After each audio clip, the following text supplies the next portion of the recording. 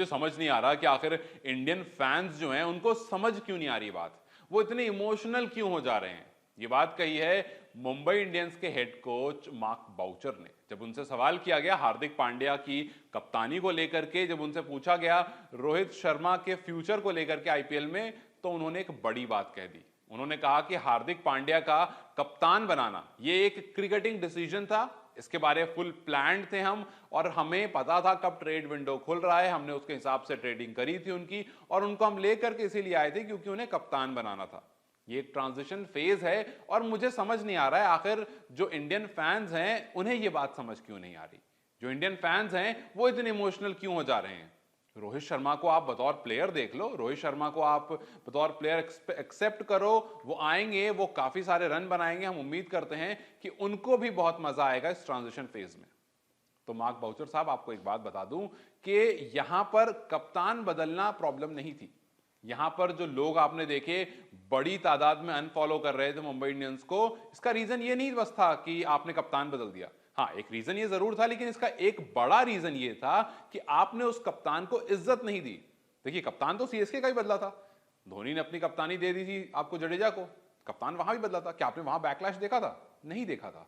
उसका रीजन ये था कि धोनी ने कप्तानी दी थी। अगर यही काम मुंबई इंडियंस रोहित शर्मा के साथ बैठ करके डिस्कस करता और फिर रोहित शर्मा को कहता कि जी आप अपनी कप्तानी हार्दिक पांड्या को हैंड ओवर कर दीजिए, लोग निराश जरूर होते, लेकिन लोग गुस्सा नहीं करते, लोग वहां पर लॉयल्टी पर सवाल नहीं उठाते। लोग ये नहीं कहते कि भाई वो हार्दिक पांड्या जो अभी मुंबई इंडियंस को छोड़ करके गया था, नई फ्रेंचाइज मिली थी, सब कुछ बढ़िया था, अब वहां से अचानक से ट्रेडिंग करके यहां आ गया क्योंकि उसको कप्तानी मिल रही थी। हालांकि कप्तानी वहां भी थी, लेकिन ट्रेडिंग के बाद जो अंडर टेबल पैसे मिलते हैं, अंडर टेबल नहीं कहते टेक्निकली उसको कहते हैं कुछ ऐसा है कि ट्रेडिंग अमाउंट के अलावा जो पैसे मिलते हैं और वो एक फ्रेंचाइज को मिलते हैं, दैट्स नॉट समथिंग न्यू।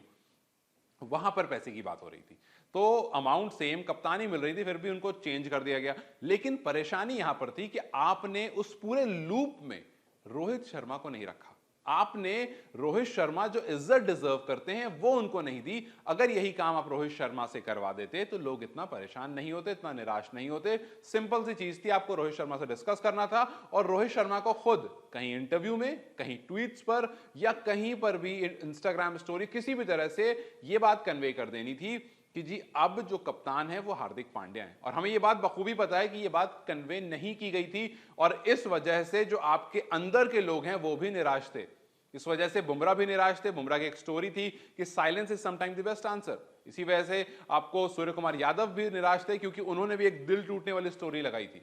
उसी टाइम पर रोहित शर्मा पर भी क्या बीत रही थी हम सबको पता है, क्योंकि रोहित शर्मा ने इस बारे में कोई बात नहीं करी, ना ये बोला कि मुझसे पूछा गया था, मुझसे सारी बात जो है ना वो कोचेस और जो अलग अलग लोग हैं वो कर रहे हैं, कोचिंग स्टाफ जितने हैं वो कर रहे हैं, मतलब सब बोल रहे हैं कि जी रोहित को हमने बता दिया था, रोहित को हमने बोल दिया था। मतलब आप रोहित शर्मा जैसे खिलाड़ी को, जिसने आपको फर्श से उठा करके अर्श पर पहुंचा दिया, जिसने आपके सामने 5-5 आईपीएल टाइटल रख दिए, अगर आप जाकर के उससे बोलोगे कि रोहित ऐसा है, आप ना कप्तानी छोड़ दो, हम हार्दिक को ला रहे हैं, तो रोहित क्या बोलेंगे? नहीं नहीं प्लीज मुझे कप्तानी बनाना। मतलब ऑब्वियसली बात है, आप किसी को सामने से जब जाकर के बात बोल दोगे तो वो यही बोलेगा कि ठीक है भाई, अगर आपको ऐसा अच्छा लगता है आप ऐसा ही कीजिए।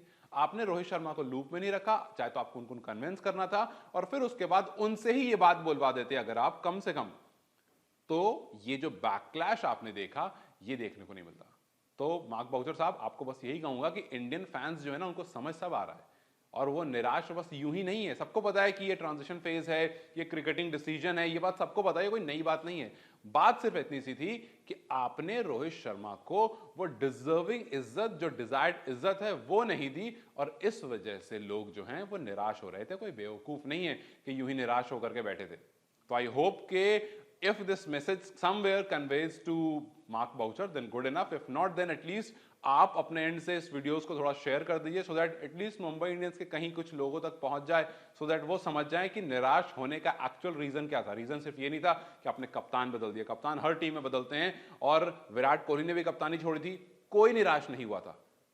MS धोनी ने कप्तानी छोड़ी थी, कोई निराश नहीं हुआ था। ऐसा क्यों हुआ कि रोहित शर्मा की कप्तानी पर? क्योंकि यहां पर वो इज्जत नहीं मिली।